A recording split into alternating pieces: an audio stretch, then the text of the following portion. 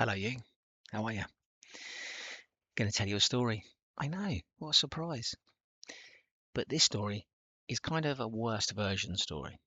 In this story, we're going to talk about a prospective student who asks an institution's AI chatbot what the entry requirements are for a course. The chatbot does what it's supposed to do, which is answer instantly, confidently, nicely formatted even. But here's the thing, it's wrong. Not wildly wrong, just wrong enough that the student applies on the strength of it, gets rejected, and now your admissions team is having a conversation that starts with, well, technically no human ever told you that. Or, different building, same disease, a member of staff asks an internal assistant about a safeguarding policy, gets a confident answer, and acts on it, and it's fiction. Well dressed fiction, but it's still fiction. Neither of these AIs were broken. Neither of them glitched. They did exactly what they were built to do. Sounds a bit unsettling, doesn't it?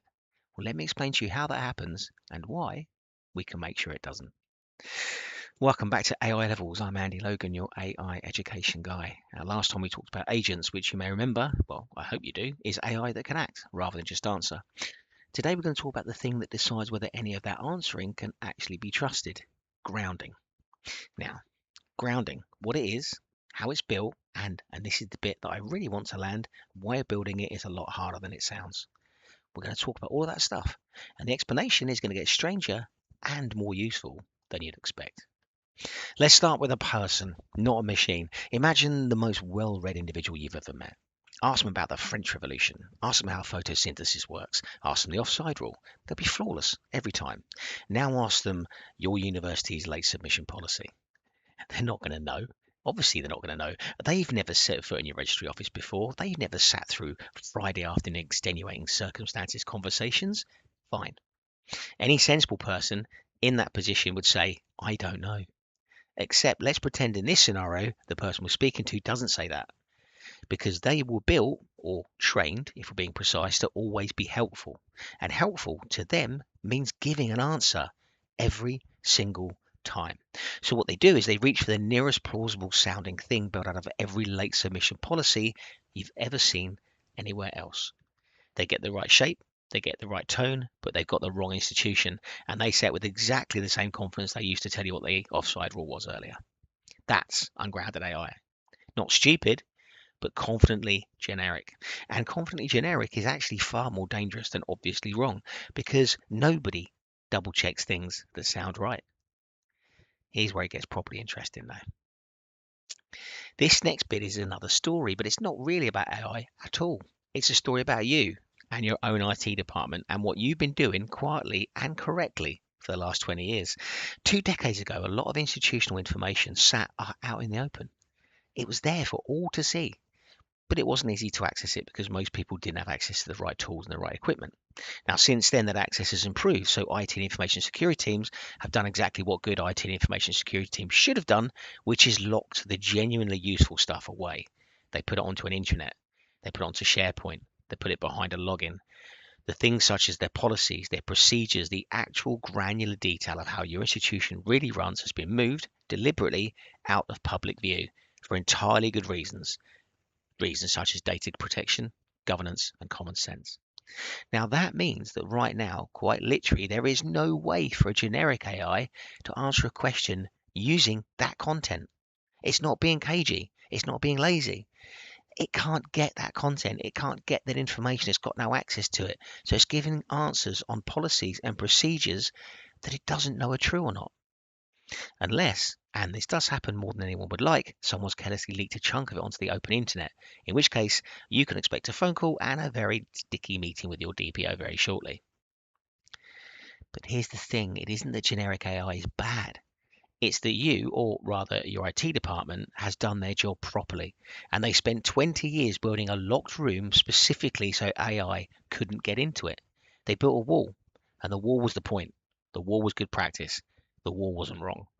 Which means if we're going to fix it, the fix isn't going to be make AI cleverer in general. That's still not going to get access to the information. The fix is build something that is actually allowed to get through that door. And this is what an organizational language model is, an OLM. It's not a friendly chatbot. It's a specific, deliberate exception to a wall that you built on purpose. Now, how does something actually get through that door and that wall properly rather than just barge in and make a mess? Well, think of it like hiring a new starter. You give them a proper induction rather than just a swipe card.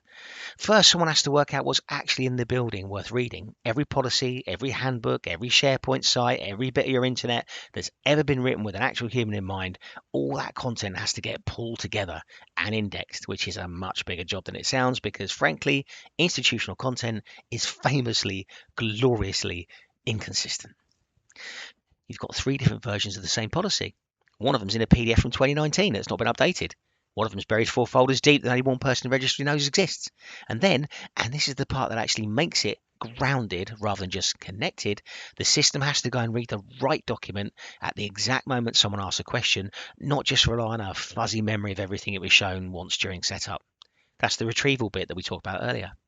It's less the AI knows your policy and more the AI goes and checks your policy live every single time, the way you'd actually want the new starter to check the handbook rather than just guess from memory. And this is a detail that people skip. It matters enormously in this sector, however. It has to respect who's actually allowed to see what. A student asking about term dates should get a different depth of access than a member of staff asking about a colleague's HR case. Grounding done properly isn't just plug it into everything. It's plug it into everything, but then make sure it only ever surfaces what the person actually asking is actually entitled to see.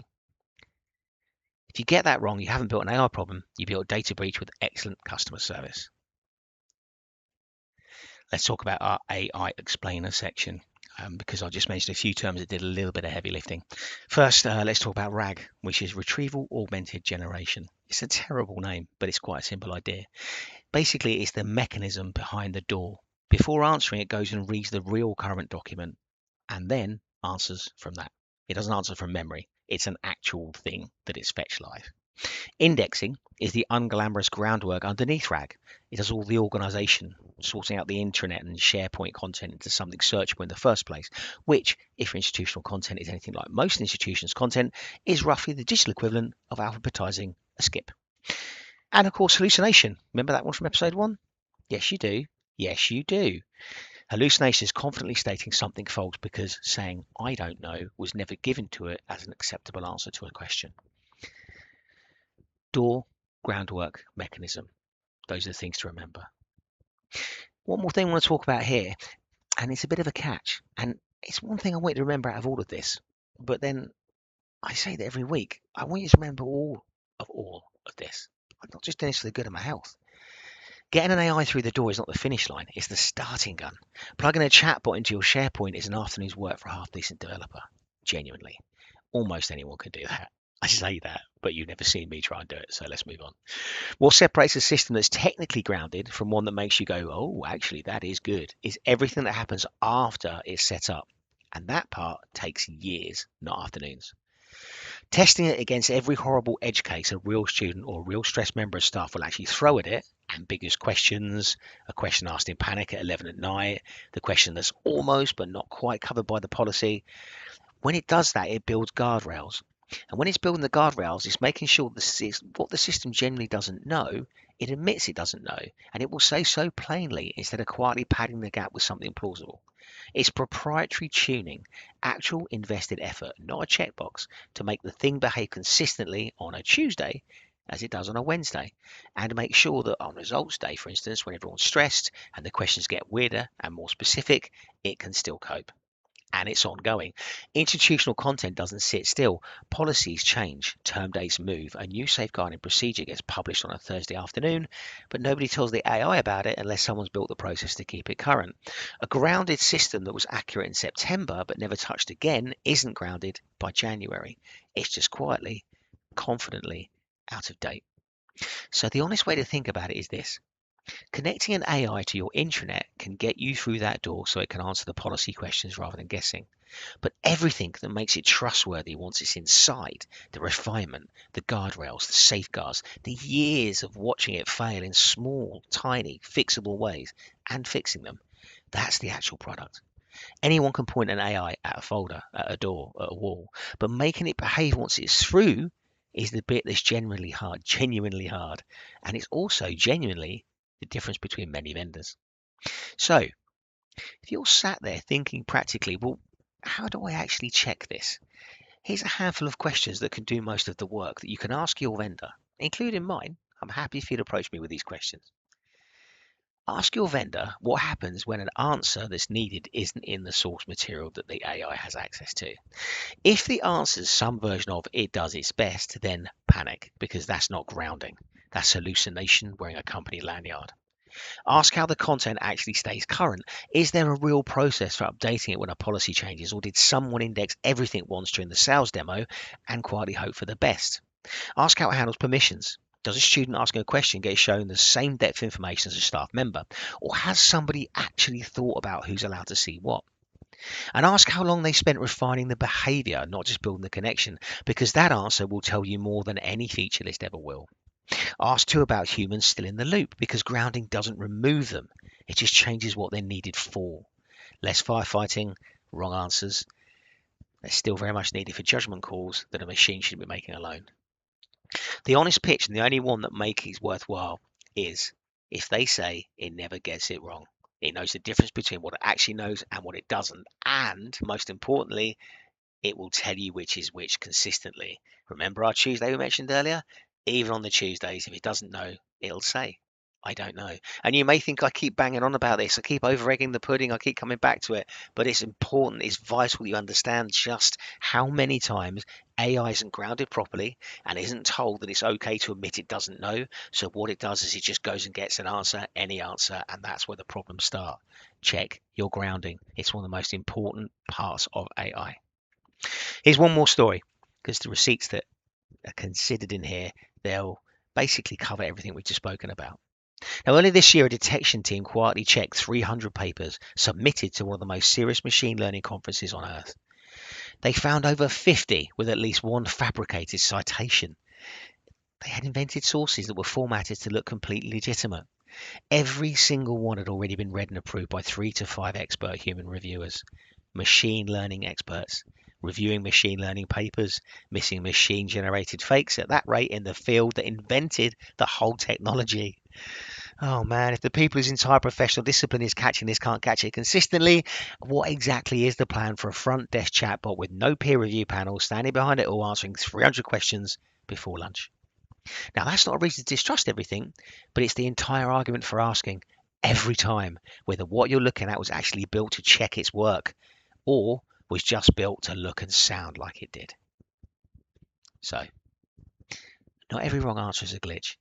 Sometimes it's AI doing exactly what it was built to do, reaching for the nearest plausible thing because the real answer was locked behind a door your own IT team built on purpose years ago for good reason. Getting through that door isn't the hard part anymore. Plenty of things can do that now. But the hard part, the bit that actually took years of tinkering that nobody ever sees, is behaving properly once you're inside. Ask that one question. What happens when it doesn't know, of anyone who tries to sell you anything in this space, including me? Next time, we're going to actually look at what it costs if you don't do anything at all. Yeah, that's right. There's always a cost of inaction. There is always a price to be paid for doing nothing. And we're going to talk exactly what that price actually is. I've been Andy Logan. I'm still Andy Logan. What a ridiculous thing to say. But this has been AI Levels. Go and ask your AI something you already know the answer to and see if it's brave enough to admit that it doesn't know the answer. Just see what happens. Will it say, I don't know? Will it try and hallucinate? Or will it give you the right answer? Have a little play. Take care of yourselves, and I will see you next time on AI Levels.